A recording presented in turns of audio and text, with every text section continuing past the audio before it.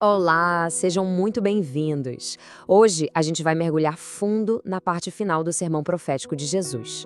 Essa é uma análise detalhada, expositiva mesmo, pensada para quem quer ensinar ou estudar as Escrituras com mais profundidade.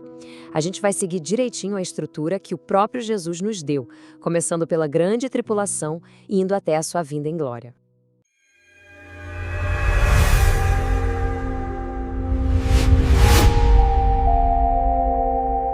Olha só o nosso roteiro. Vamos passar por 5 etapas fundamentais. A gente começa com o sinal que dá o pontapé inicial para o fim, depois explora essa figura do anticristo, detalha como vai ser essa tribulação, presencia a chegada do rei e, por fim, o mais importante, entende o que tudo isso significa para a nossa vida hoje. Vamos lá? Primeiro ponto, e isso é crucial, a gente precisa saber diferenciar o princípio das dores da grande tribulação. O princípio das dores com guerras, perseguições, isso, de certa forma, sempre aconteceu. Já a grande tribulação não é um ciclo que se repete. É um período único, singular, super intenso, que começa com um sinal bem específico, impossível de confundir. E aí vem a pergunta de US$ 1 milhão, né? Que evento é esse? Qual é o gatilho que Jesus aponta para esse período final da história? A resposta dele é direta e nos leva lá para uma profecia do Antigo Testamento. O sinal, segundo Jesus, é o abominável da desolação, como está lá em Mateus 24, versículo 15. Ele faz questão de conectar o que ele está dizendo com o que o profeta Daniel já tinha escrito. Esse evento é basicamente o momento em que uma figura, que o apóstolo Paulo vai chamar de homem da iniquidade, profana o lugar santo.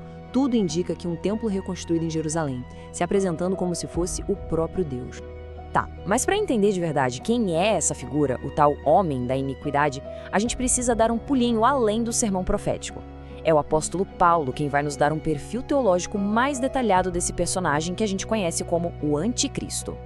Na sua segunda carta aos Tessalonicenses, Paulo desenha um retrato bem claro. Esse homem da iniquidade, primeiro, se opõe a Deus de forma declarada. Segundo, ele se exalta acima de qualquer coisa que se chame Deus ou seja adorado.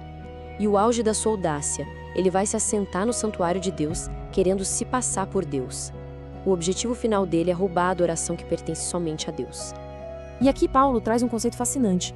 Ele diz que o mistério da iniquidade já está agindo no mundo, sabe? De forma sutil, escondida, progressiva. Mas existe algo ou alguém que o detém, que coloca um freio nisso. A Bíblia não diz exatamente o que é esse restritor, mas o ponto é, no tempo certo de Deus, esse freio vai ser tirado. E aí sim o iníquo vai se manifestar com força total. E como ele vai agir? A estratégia dele tem 3 partes, segundo Paulo. Primeiro, a origem. O poder dele vem diretamente de Satanás. Segundo, o método. Ele vai usar poder, sinais e milagres falsos para enganar as pessoas. E terceiro, o público-alvo dele.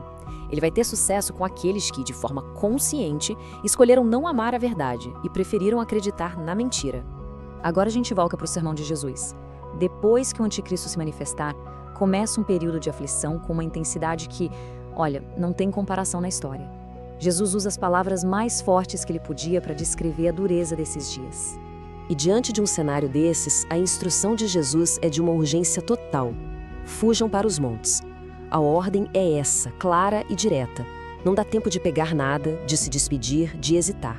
A sobrevivência vai depender de uma fuga imediata, de um desapego completo de tudo que é material. E aqui está, nas palavras do próprio Cristo, a natureza única desse tempo. Essa grande tribulação não é só mais uma crise histórica. Não, é um evento singular, uma concentração de sofrimento que nunca existiu antes e nunca mais vai existir. E aqui a gente vê um paradoxo divino que é de arrepiar. O sofrimento vai ser tão absurdo que, se Deus deixasse rolar, ninguém ia sobreviver. Ninguém. Mas é aí que a soberania e a misericórdia de Deus entram em cena. Por amor aos seus escolhidos, Deus vai limitar a duração desse período. Ele vai abreviar esses dias. E essa limitação do tempo nos leva direto para o grande clímax. O fim da grande tribulação não é a destruição total, mas uma intervenção gloriosa. Chegamos no evento para qual toda a história humana aponta. A volta visível, poderosa e triunfal de Cristo. Para não deixar nenhuma dúvida sobre uma volta secreta ou só para alguns, Jesus usa a imagem do relâmpago. Pensa bem, um relâmpago cruza o céu inteiro, do leste a oeste. Todo mundo vê. Assim vai ser a sua vinda, instantânea, global, inegável, impossível não ver. A chegada do rei vai ser anunciada por sinais em toda a criação. O sol, a lua, as estrelas, a própria estrutura do universo vai ser abalada.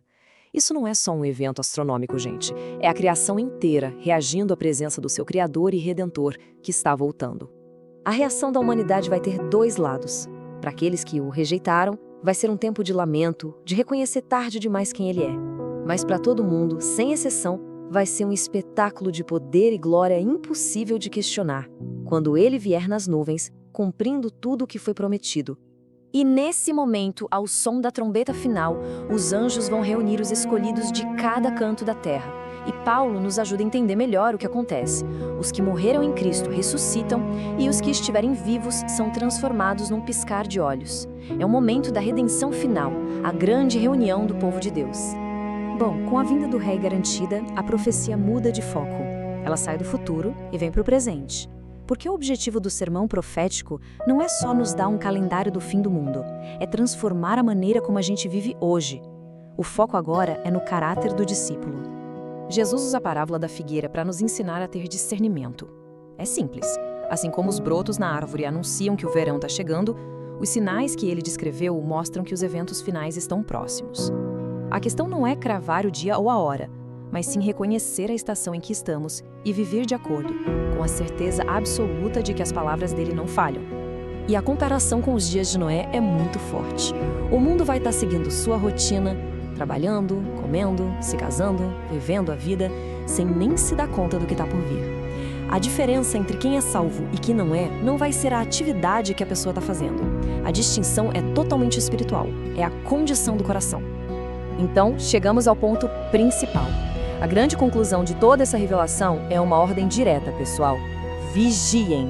A gente não saber a hora exata não é um convite para ficar especulando, mas um chamado para estar pronto. Sempre.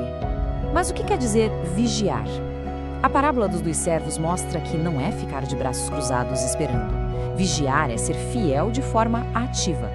O servo fiel é aquele que continua cuidando das suas responsabilidades, servindo. Já o servo mau pensa, meu senhor vai demorar, e usa isso de desculpa para bagunça, para negligência. Percebe? A nossa perspectiva sobre a volta de Cristo muda completamente a nossa ação no presente. E é por isso que todo esse ensino profético não deve terminar em medo, mas sim em esperança, em anseio. A resposta de um coração que acredita, diante da promessa, certamente venho sem demora, só pode ser a mesma oração que fecha a Bíblia. Amém. Vem, Senhor Jesus.